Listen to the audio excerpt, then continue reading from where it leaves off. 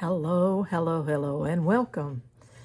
I am going to introduce a new series for my channel, and it's called What If?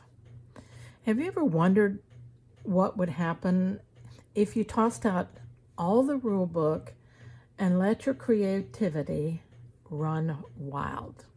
Wild and free. Well, welcome to the What If series. This is the place where craft traditions meet fearless fun. If you know me, you know I work outside of the box, under it, over it, a mile from it sometimes, whatever. I try to find fun ways to do things that are non-traditional and always, almost always using scraps. Every once in a while I'll pull in a piece of yardage, a fat quarter or something like that. But 99% of the time, if you see me sewing, I'm working with scraps. So if you love sewing, quilting, slow stitching, embroidering, but you're ready to break free from patterns and perfection, well, this is the place to be. Follow this What If series, and I guarantee you're going to have some fun. We're going to celebrate the adventurous artisan that's really hidden in each one of us. We want to be the person who's not afraid to experiment, who can laugh at our mistakes and create just for the joy of it and just for us. So what in this series will you discover? Well, we're going to turn some oops moments into one-of-a-kind masterpieces. We're going to explore the freedom of mixing fabrics, colors, tools, everything and anything in ways we never thought we could. We're going to hopefully challenge ourselves to spark our imaginations just to bring back the joy of what we're doing. We're going to focus on crafting, designing, creating like an artist from our heart, inspiration from our feelings, from our environment, from our experiences. We're going to let our hands interpret all those things. And wherever we end up is going to be our destination. Now, what if, for instance, what if all you have are scraps of scarf material like this, gauzy, soft, little pieces, 3-4 inches wide, maybe about 10 inches long, whatever, just scraps like this. What could you do with that? What if that's all you had and you wanted to make a needlebook cover? What could you do with stuff like this? Well, whether you're seasoned or just a beginner in slow stitching, sewing, and designing, I know you're going to find inspiration. I hope some laughter and a community here where we all believe that creativity has no expiration date. It has no limit. It's limitless. So let's see what we can do with something like this. Well, what if we took those pieces of just scarf material and we just scrunched them in our hand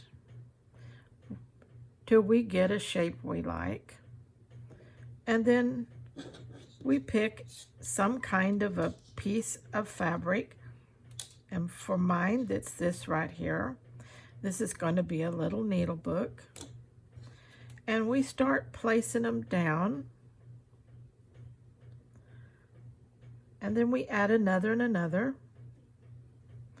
until we get something like this. We have one, let's see, two, three, four different scrunchies. And then we have one that's just kind of laid out and scrunched on that. Okay. What if we take a scrap and scrunch it? If we do, and we think outside the box, we can begin to make a very fabulous needle case cover. Can you just imagine this? Now, this has got all kinds of pins in it. Can't fold it perfectly, but this could be our front, or this could be our front, however we end up liking it best. This is just the cover, okay? Now, do we want to just stitch it like that? I want it to be a little more substantial as a cover, so what am I gonna do to create that effect without losing all my pretty colors and scrunchiness? I'm thinking a piece of tulle on top. What do you think? I've got one here. Let's try it out. Ah, that's gonna do it, I think. If I put this on here, it's going to keep everything in place, and I can just do my slow stitching and get everything stitched down, and when I get through, this extra tulle is going to give me a more substantial piece. So let's see how that'll work. First of all, we're going to have to take our pins out slowly and replace them with the tulle on top.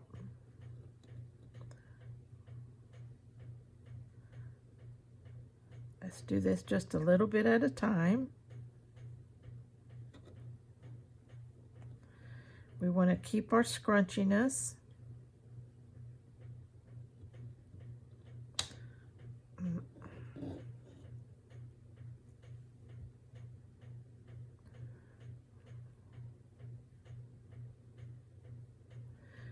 Okay, gotta figure out which way these pins are going. Okay, that way. All right, let's get that over and lock down that little scrunchiness. Okay, now I've got some around here. I can feel it buried. There it is. We do want to unbury all of our pins. Don't sew them in, okay?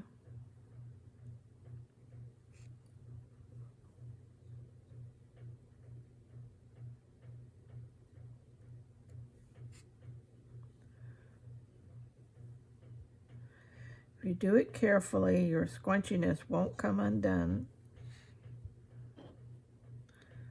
You have a chance to put it back. Okay, I've got one buried. No, those are not. Let's see. Let's take that out and that out.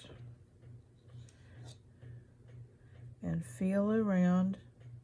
Make sure we don't have any buried in there. Okay, let's take this one out. Get this corner here done. And we'll come back under. And we'll get this one and this one.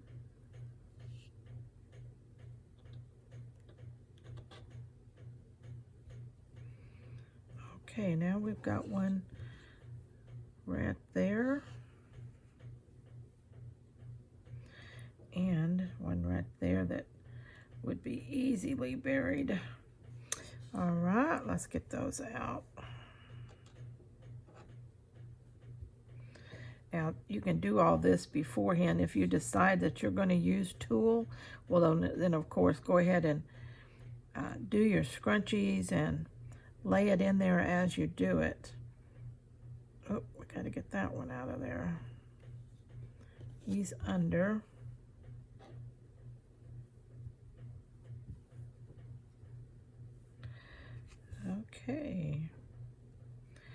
Now this kind of a tutti frutti color wise, lots of color in it, so I'm thinking mix up the thread colors as we sew, keep that wild and free feeling going with it. Let's catch the edge, catch the middle, and we just got a couple more to unbury. There we go. We'll catch the edge and the corner. All right, do we have everything? I don't think we have any. Let me see. What is that? Oh, I know what that is. Yeah, that's a seam. I think everything is out, okay? Now the thing I want to do is I want to cut off some of this tulle around the edges, because if you don't, your thread will catch on it constantly and drive you insane. And while we're having fun, insanity is not something that we want to create.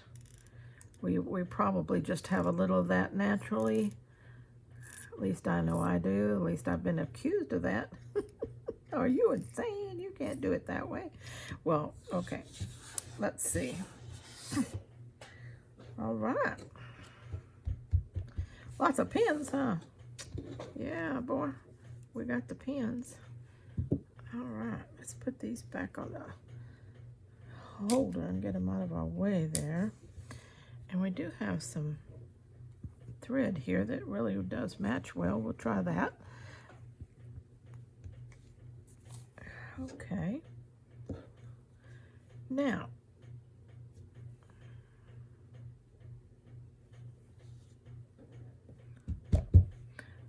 let's see what we want to do here. I'm going to separate my thread and get it out.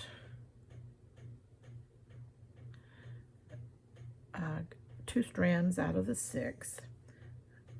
I like that weight and strength.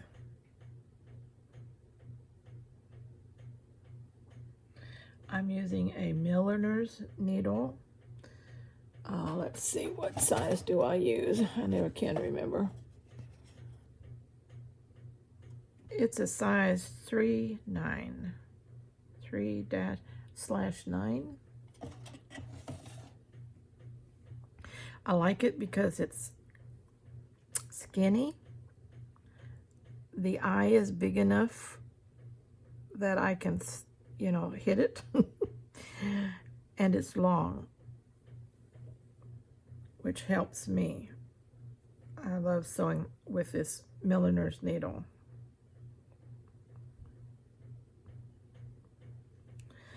All right, now what am I going to do? I'm going to just do straight stitches, slow stitches. That's it. I'm nothing fancy here. This is just a time to just enjoy stitching. We don't have to have any perfect stitch size. We don't have to have any particular kind of thread, whatever works for you. Weight, strength, color, brand, whatever. I'm using embroidery floss, and I'm just going to go back and forth with straight stitches. Okay, that's what I'm going to do. And this is going to be the big cover of a simple, quickly made little needle case. And this all began with whatever and what if I just scrunch up my scarf scraps. What if I did that? What would happen? What could I do? Okay, and so this is our first what if of the what if series. I hope you enjoyed it so far, and you'll look forward to the next one. There'll be short videos, and I hope creative, interesting, and a little fun on the way. So I'm going to stitch this off camera, and I'll be showing you how it finishes up stitching wise on my next what if video. So stay with me, okay? Till next time, let's stay scrap happy.